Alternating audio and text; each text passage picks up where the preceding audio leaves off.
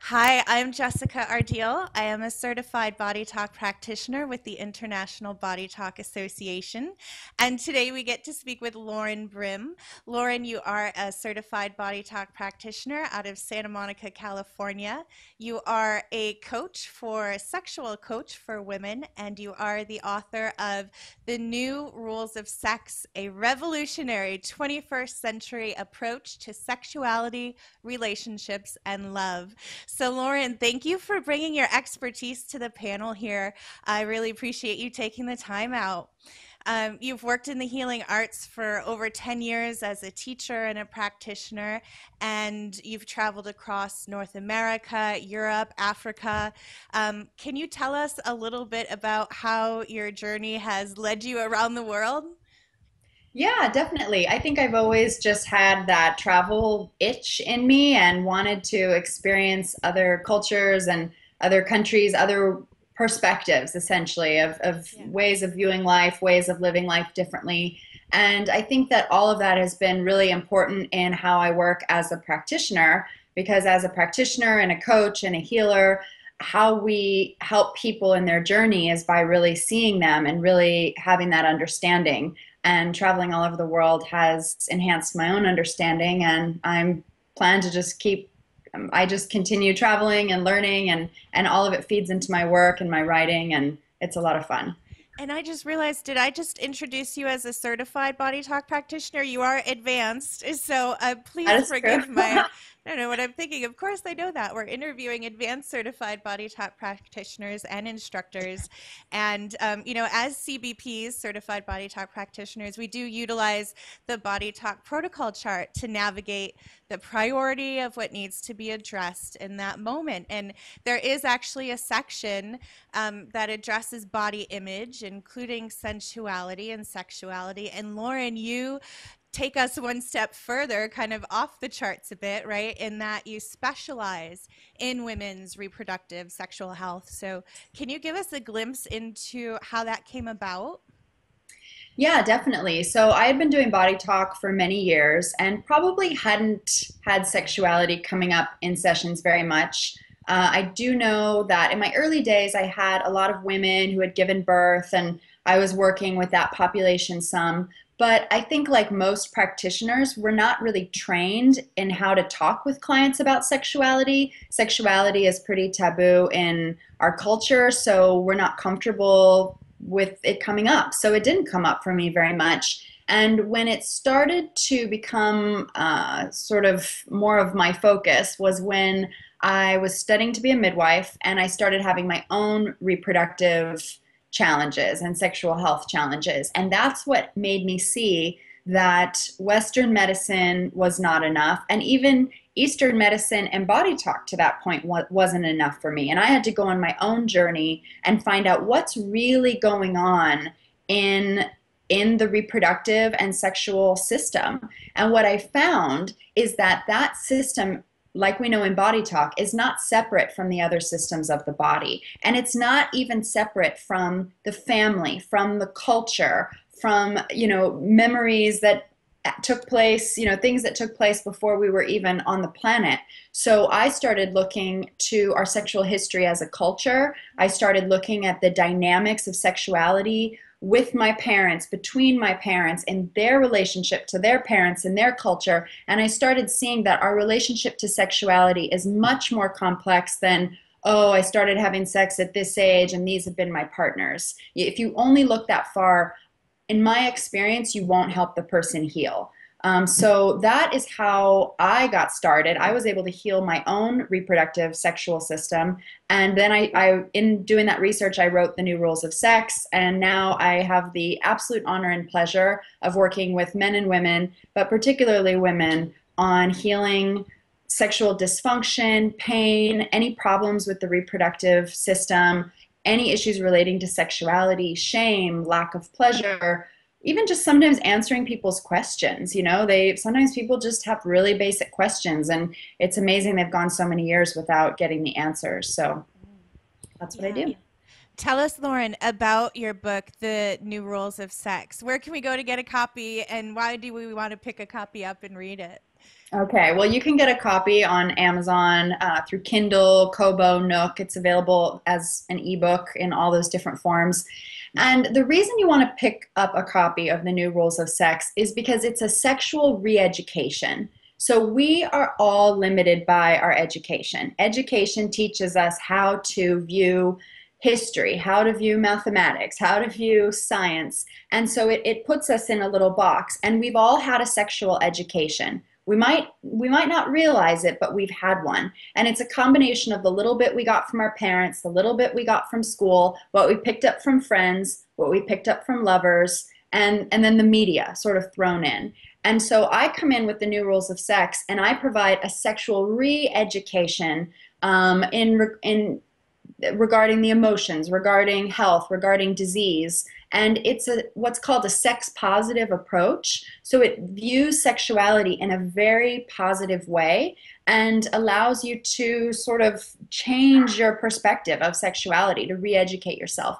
And it's called the new rules of sex because I encourage you to rewrite your own rules. And I'm not telling you necessarily what those rules are. I give some sort of here's what where we're moving in this new generation, but I essentially say, hey, discover what your sexuality is for you and be ready that it could change tomorrow and it could change again the next day, and that's okay. It's a journey. Yeah, I'm glad you brought that up, Lauren. And speaking to that, with teens, the kids growing up these days being inundated with so much different information and in the genre of sex and the media and all of that, do you have anything to share to speak to about those kids that might be facing either sexual confusion or, I noticed a lot of breaking through the gender limits and noticing our humanness first and foremost. And I think that's such a profound gem to get out of all the, things that are going on. So what can you share around that maybe to support teens or even moms with their boys and girls? Mm-hmm. Well, I think what's important to understand, especially if you're a parent who's really overwhelmed by all the information out there for kids and teens regarding sexuality, is that there might be, a backlash. There are of course going to be pros and cons to everything, but remembering that there is a pro to this. There are really amazing changes taking place in society, like you said, going beyond male and female and man and woman, and a lot of these, again, these very rigid boxes that we've been living in, we're breaking through all that. So there's going to be some chaos and some confusion. And that is a part of a healthy system. If there's not some chaos and confusion, there's not that questioning and that space for evolution. So I would encourage healthy exploration without making any really sort of decisions, finite decisions that you can't go back on. Encourage exploration, encourage information. Sometimes we're afraid of information, but information and education, as we know, are extremely powerful. And they empower us to make changes, to see the world in a different way, to discover ourselves on a new level. So I know there's a lot of information out there, but I really view it more positively than most. That, I have a very fearful attitude. I say, no, it's okay. It's a part, this is here for a reason, and let's support each other in looking at it, and especially the young people who are bringing in a completely new consciousness. Yeah, yeah. And to acknowledge that, I think is huge. So I can just imagine, Lauren, your sessions are just off the charts with everything that you bring to them for people to facilitate that growth and spark this discovery within. So do you have maybe one or two case studies that you can share that helps kind of illustrate how body talk and how working with you really, really makes a difference? Hmm. And specifically relating to sexuality? Hey, the possibilities are endless. Whatever comes up for you, whatever you have to share that pops up, then yeah. Okay. Well, the first thing that's popping up is distance work for me. I'm thinking of one particular woman and just the power of working over the phone. We often think that you really need to have your hands on a person and they need to be in the room. And I do a lot of work over the phone and over Skype. And when I'm doing sexual coaching, I do Skype only audio. So we're really just talking to each other. And I had a woman who was having pain with sex, and we were able to just use the Body Talk protocol chart to explore, and again, my own sort of knowledge and understanding of sexuality, to ask the right questions and explore and get in there. And next time I spoke with her, there was no pain with sex. And that's always such a great thing, to be able to help take someone from A to B, especially when they're having a painful experience of something that should be pleasurable. And this person was married, so this was her ability to connect with her husband.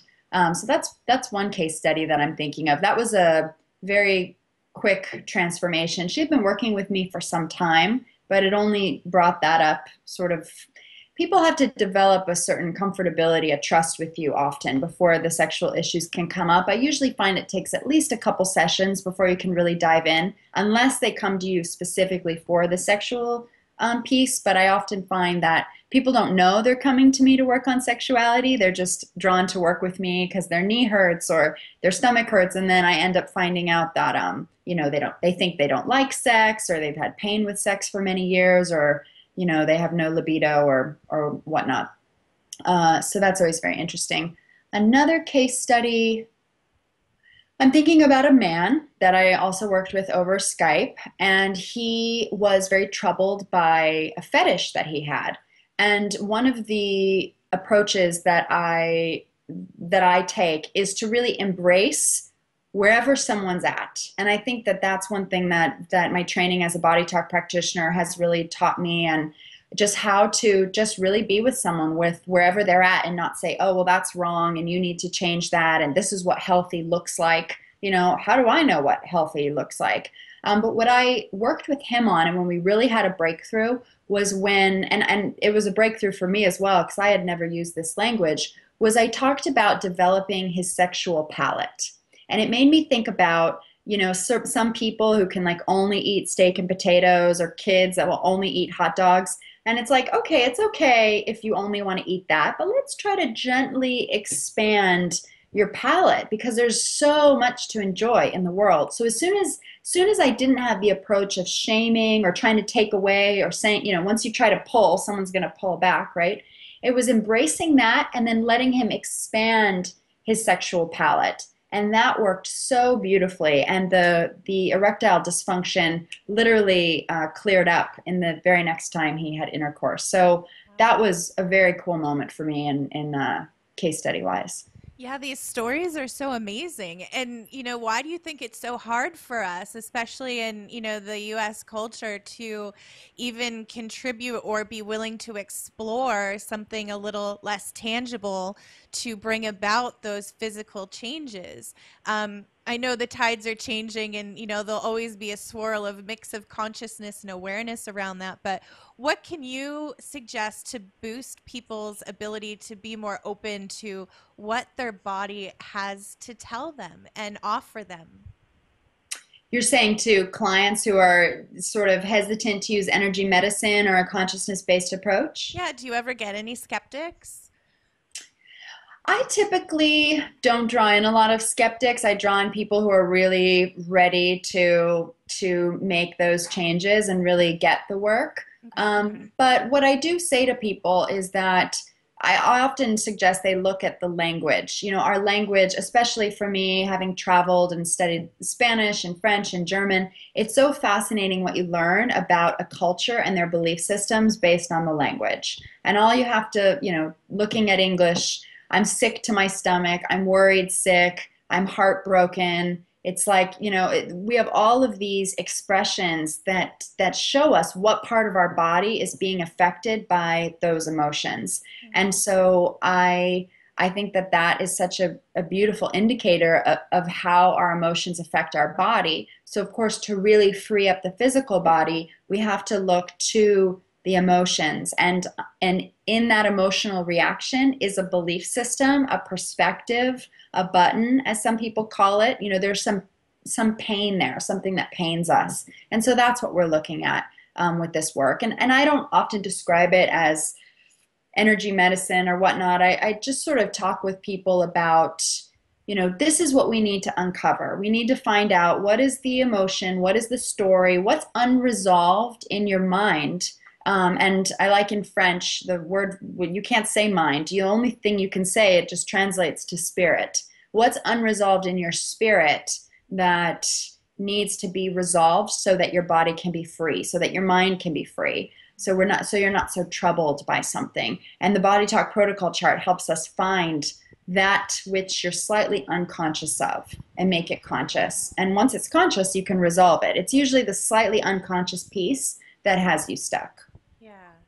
And I love how you said, Body Talk helps us connect body, mind, and spirit, right? And it guides us to do that without our own imposition of what this person should be doing, or, like you said, just that allowance, just creating that space for it's okay, and a lot of the affirmations that come up in Body Talk, it's okay for me to be healthy, or, it's okay for me to love myself. They seem like such simple phrases, but there's so much deep charge to it that we all experience. And so I just love Body Talk because I see it as one way that really connects us all in this universal language of the body, and how our mind and body work together to, you know, give form to consciousness and Mhm. allow us to express our own individual piece of that source.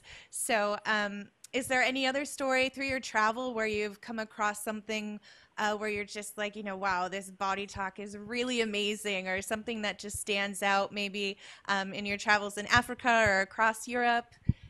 Yeah, actually where my mind was going, was sort of the opposite of what I was just telling you, was that phone and Skype work and not touching, and what I was thinking about was the very basic work I did with the Body Talk Access protocol, which are just 5 simple techniques that involve touch and tapping in different places on the body. And I actually did that in an HIV clinic in Africa and had really fantastic results in Lusaka, the capital of Zambia.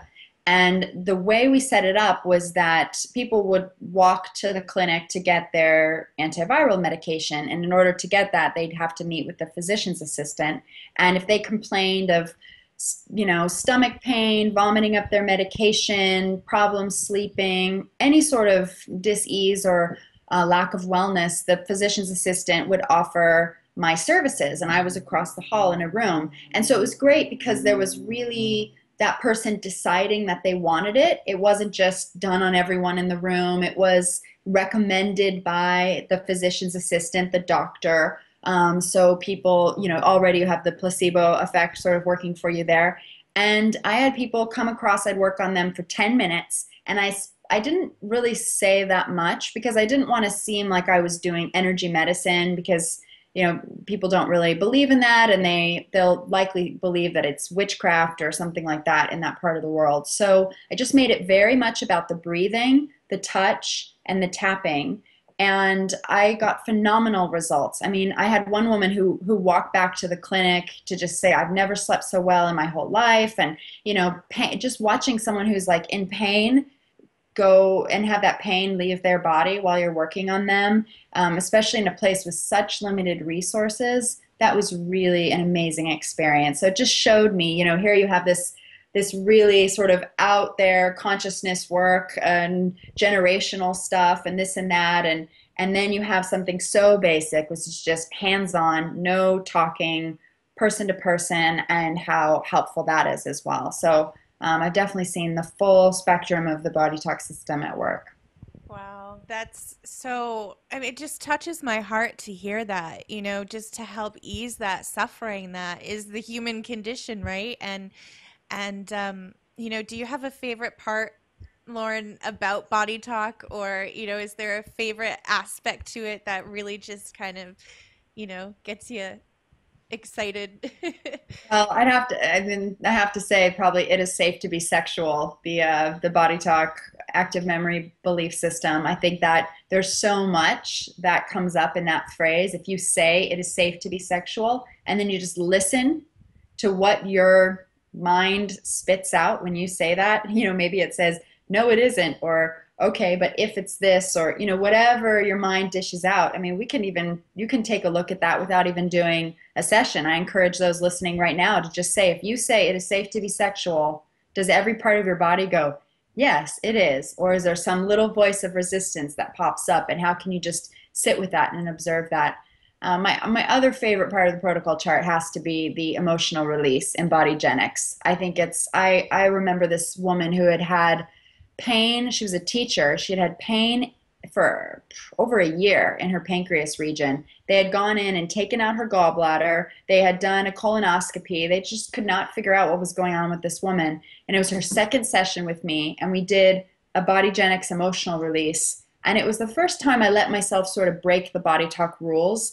And because I got that it was no longer a priority, but I said, how does it look to you when you tune into that area? And she said she could still see that, yellow thing, and it had changed in shape. And I said, okay, well, I say in body talk, the client is always right. Sort of like, the customer is always right. For me, the client is always right. And when I'm working with a mother and a child, especially a small baby, I always say the mother is always right. She knows intuitively what's going on with her child. So I said, okay, the client is right. So we went back in, we did the emotional release. I said, okay, how does that look to you now? She said, oh, it's still there, and I see this, and it has, sharp things coming out of it. And I said, okay, let's, just acknowledging her reality. Let's go in and move that out. And we moved it very slowly. We did that several times till she didn't see anything left there. And she never had pain in her pancreas after that session. She didn't even need her third session that she had bought. It was, so that really changed how I worked, because up until then I was sort of more following just my own yeses and nos. And that was the beginning of me starting to really dialogue with the client after every link and say, how are you feeling? Are you seeing any images? What's going on for you? And really continuing to check in with them so I could move things out that were coming to the surface for them.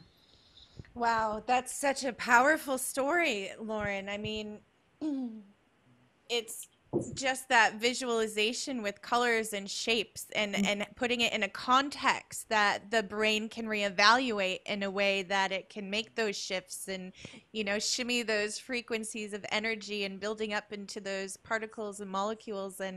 And so what is it in your experience that really drew you to Body Talk, Lauren? Was it the science behind it, or was it going into the right brain and bringing in that creativity? What initially like drew you in? For me, it was just the results of body talk. Yeah, I had been starting to get into alternative medicine, the body work, a little bit of energy, color work, nutrition, things like that. And yeah, I was starting to explore different things. And I had injured my back dancing with the Radio City Rockettes.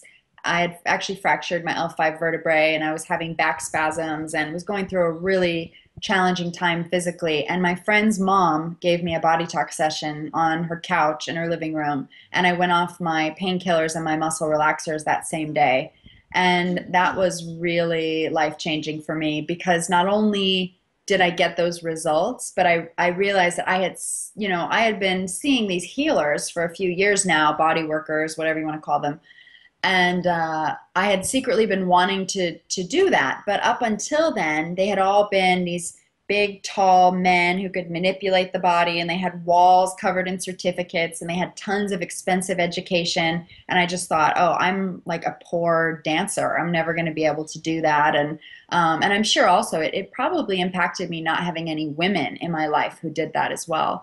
And here was this woman who didn't have a college education, and she totally helped me and changed my life and got me back on my path. So that was pretty life changing for me. And then I just studied body talk just because I was curious and I wanted to use it on my family, and I had no idea it would become my life's work. So. Thank you for sharing that, Lauren. I appreciate that little personal tip that you excuse me, I'm sorry. I just appreciate you making that connection and, having that personal, yeah, I don't think I knew that about you. So that was just a little fun fact to learn. And where can we go to find out more, Lauren, and connect with you? What's your website? My website is thenewrulesofsex.com, and that will lead you to another website that I have for women's health, which is healthnow.am. But check out thenewrulesofsex.com. You can pick up a copy of the book, and it'll take you to my women's health website that has tons of videos where I interview all of these practitioners from Western gynecologist, acupuncturist, naturopath. I interview them on how women can address different female health issues from home. And there's a lot of great free information on that website for fibroids, ovarian cysts, menstrual cramps. So it's a great resource. And I also have some programs that I sell on that site as well. Yeah, do you have any projects coming up in the horizon that you can share with us? Hmm. Well, these days I'm working on articles. I'm really into writing articles. I just wrote one on sexuality and pregnancy. I just had a baby 6 weeks ago. Can't believe it. Less than 6 weeks ago. So yeah, I'm still sort of, Congratulations. thank you, exploring motherhood and just again a lot of the cultural stories we have around women and sexuality and creativity. But my recent course I just created and I'm still doing a lot of Q&A with is my Working with Sexuality as Healthcare Practitioners course. It's a long title, but it's exactly what it says. It's teaching healthcare practitioners how to work with the subject of sexuality. So there's very sort of basic tools and things you can use in your practice. But again, really to be able to work with sexuality, you need to understand sexuality. So I take, especially it's helpful for body talk practitioners, take them through, sexual education and understanding, again, our sexual history as a Western culture coming out of the Victorian era. And I talk a lot more about sex and disease because there's so much that people don't understand about sexually transmitted infections, about HIV, about how it's transmitted, how it's not. I mean, there's so much misunderstanding and misinformation out there. So I think this course is great for anyone, even if they're not a healthcare practitioner. But I definitely think every healthcare practitioner should listen to the series. I think it's about 7 hours long. It's just a bunch of audio and PowerPoints. You can listen to them, at home or in your car or on your walk or whatever, and just get this education about sexuality that you can use in your practice. Just in this call alone, Lauren, you've expanded my horizons. So thank you for all that you're doing and helping to support, the sisterhood of women around the world that, especially for teens too and young girls growing up, you hear stories of how mean we are to each other, but, just the ways that we can connect and recognize what we have in common, our similarity, and even outside of sexual health, just being in our body and having the organs and systems that connect us all, that become the nouns and the verbs and the language of the body that Body Talk helps us to tap into. So thank you for all you do. Thank you for sharing. Thank you for taking the time out. Congratulations on your new baby. And is there anything you'd like to share before we go, Lauren? No, I think that's it. Thank you for connecting. It was great chatting with you. I appreciate you. Thank you so much. Bye for now. Bye bye.